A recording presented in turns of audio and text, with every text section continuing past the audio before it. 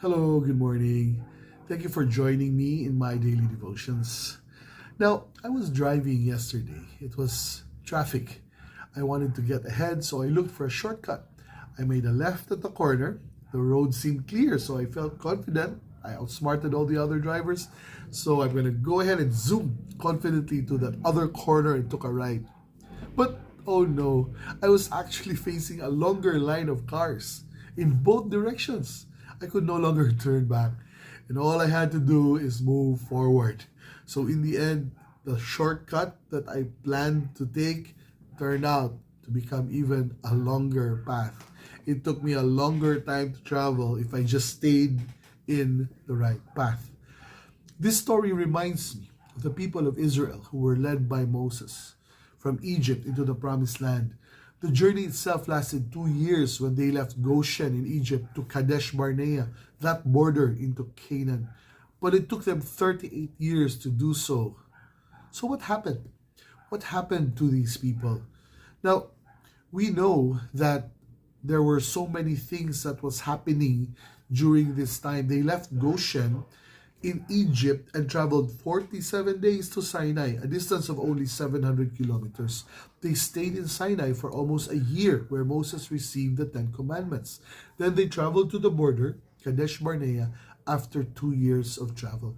But after they sent spies to check out the promised land, God was displeased with them.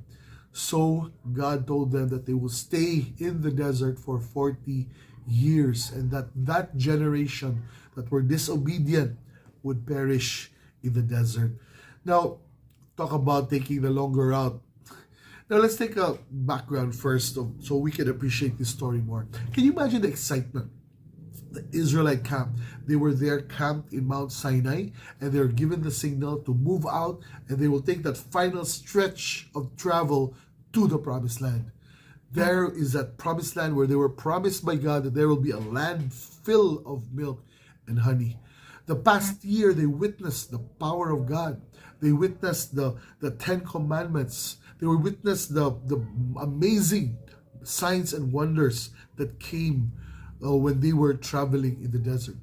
But what did these things provide for them? Were they confident in what they were facing? Of course, look at that. They came from Egypt. Remember the plagues that God sent to Pharaoh just so he would be able to release the Israelites. Remember when they went to the Red Sea and the Pharaoh's army was going after them. God parted the Red Sea. They crossed the Red Sea, and when they finished crossing, Pharaoh's army was left in the Red Sea, and God destroyed Pharaoh's army. In Mount Sinai, they witnessed great signs and wonders, miraculous events that, I can imagine if they were there. It says, on the third day in the morning, there were thunder and lightning and dense cloud on the mountain, the sound of a very loud horn, and all the people in the camp trembled. Moses brought the people out of the camp to meet God, and they took their place at the lower end of the mountain. Mount Sinai was completely covered with smoke because the Lord had descended on it with fire, and its smoke went up like the smoke of a great furnace, and the whole mountain shook greatly. When the sound of the horn grew louder and louder, Moses was speaking, and God was answering him with a voice. Can you imagine those sights, those wonders and miracles? And yet these Israelites were full of unbelief. They were full of grumblings. Remember what they did when Moses was left there for 40 days in the mountain? They made the golden calf. They could not wait. They were so impatient that they made their own idols. They fashioned them out of their own jewelry. In Numbers 11, another problem here, the people of Israel began to complain. They were provided manna, but they said, we remember the fish that we used to eat in Egypt. We had all the cucumbers, the melons, the leeks, the onions, and garlic we wanted. Now our appetites are gone. All we ever see is manna. See this stiff-necked generation. God gave them food to eat, and yet they were complaining and they want to go back to Egypt. But what did God do? God gave them quail as well. And finally, here we are in this stage, Kadesh Barnea, the final test. It is where God sent spies to check into this promised land. The Lord spoke to Moses. It says, send out men that they may investigate the land of Canaan, which I'm giving to the Israelites. You are to send one man from each tribe, each of them a leader. So Moses sent them from the wilderness of Paran at the command of the Lord. All of them were leaders. When Moses sent them to investigate, it says, go up through the Negev and go up into the hill country and see what the land is like, and whether the people who live in it are strong or weak, few or many, and whether the land they live in is good or bad, and whether the cities they inhabit are fortified or not, and whether the land is rich or poor, or whether or not there are forests in it. But be brave and bring back some of the fruit of the land. Remember, it was a time of the year for the first ripe grapes. So 40 days they went out and ventured into the promised land. And this was their report when they came back. They told Moses, we went to the land where you sent us. It is indeed flowing with milk and honey, but this is its fruit. But the inhabitants are strong, and the cities are fortified and very large.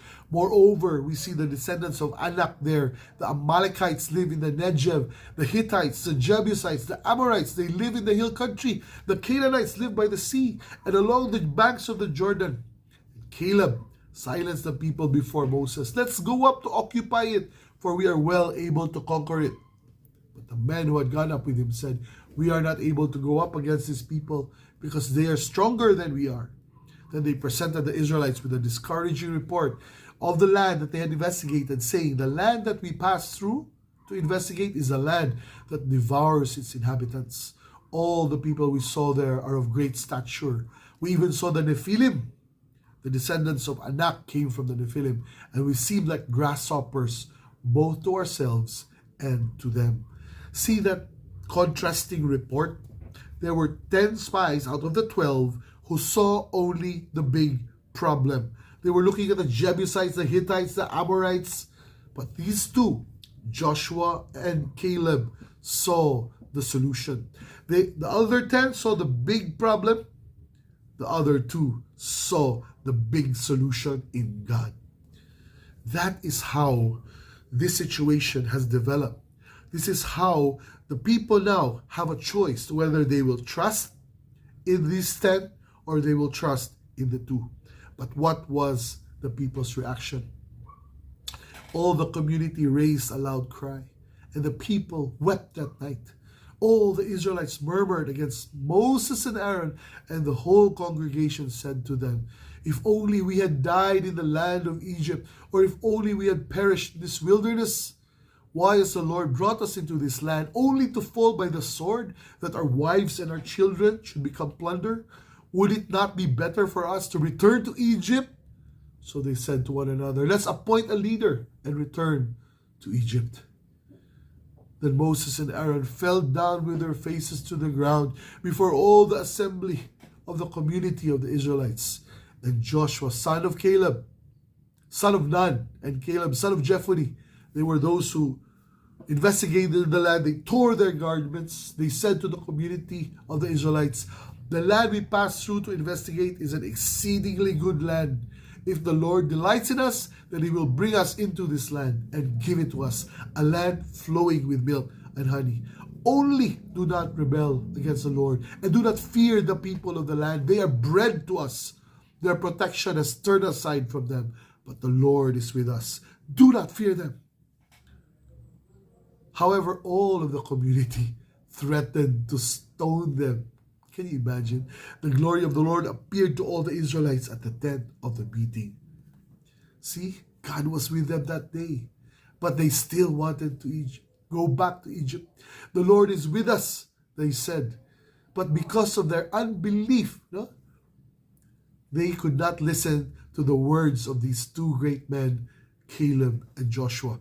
Joshua eventually was the one who led the people back to Canaan.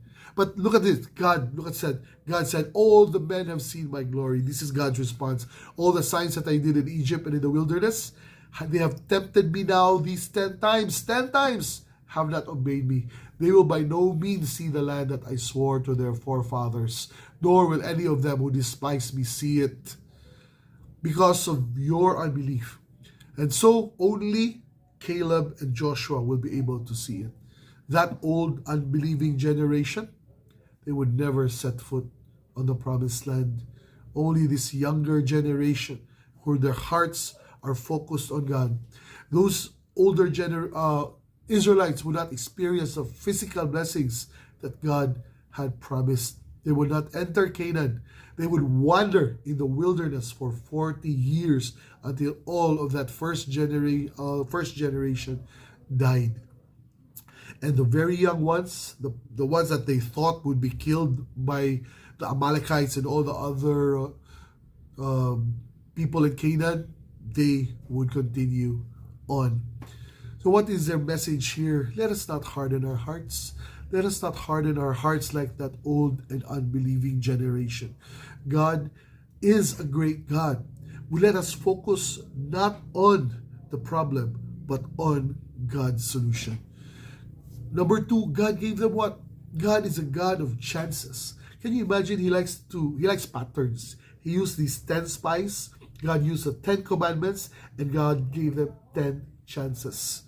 They went for 40 days, but God said, you will walk around the wilderness for 40 years.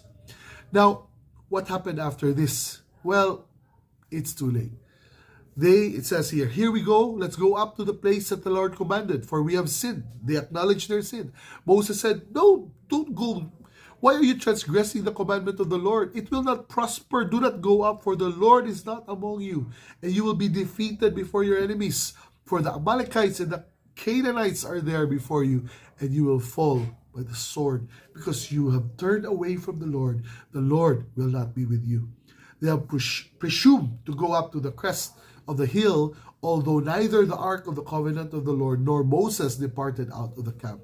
So the Amalekites and the Canaanites who lived in that hill country swooped down and attacked them as far as Hormah. That is a result of their unbelief. They thought they could make it up to God. When they heard God say, you will all die in the desert, they said, no. Okay, we changed our mind. We will do it. So they went out, tried to fight against these Canaanites, but then the result was absolute disaster. They failed and they lost the battle. And that's exactly what happened. Those people who were hard-hearted stayed in that desert for 38 years. They were already at the end part of their journey, but they ended up going around. Friends, unbelief is indeed a failure of faith, and the result is disaster. People walk through life not believing God. It will result in disaster. There are so many chances that God can give us, but ultimately, if you continue to be hard-hearted, there will be a repercussion ahead of you. Another lesson that we can learn is about faith. There are two people, in spite of 12 spies, only 2 people had that faith, who believed that God is stronger than what the problem they were experiencing. Another is that God is patient. 10 times, can you imagine? 10 times. Some of us, we only forgive like 3 times. 1, 2, 3. After that, no more. But God is a merciful God. But God is also a God of judgment. Another lesson is that God hates grumblings and rebellion. You know, because rebellion and grumblings, they are contagious. Fear-mongering, that's what caused the people to panic. They could not look with eyes of faith because they were full of fear. But one thing we know, that if fear is contagious, faith is also contagious. Look at Caleb and Joshua. It says, let us hold unwaveringly to the hope that we confess, for the one who made the promise is trustworthy. Let us think of how we can spur one another to love and good works, not abandoning our own meetings, even more so until you see the day drawing near. This is in Hebrews chapter 10, verse 23 to 25. My final challenge right now is, what is your test of faith? Will you be victorious? Will you be like Joshua and Caleb? What will be your Kadesh Barnea? Will your life be remembered as a time where you practiced great faith? Or will you be like those old generation that will grumble, that will complain, that will neglect the goodness of God through your life, and because you're overcome with great sorrow, fall away? Friends, thank you so much for joining me. I'm Bible Biker. I aim to inspire and uplift others about God's timeless messages in my videos. Thank you, and I hope that we will continue to journey together. And I look forward in seeing you in my next video. Let's make each day count, okay? Thank you for watching. Don't forget to like, share, and subscribe for more content. See you in the next video. Bye-bye.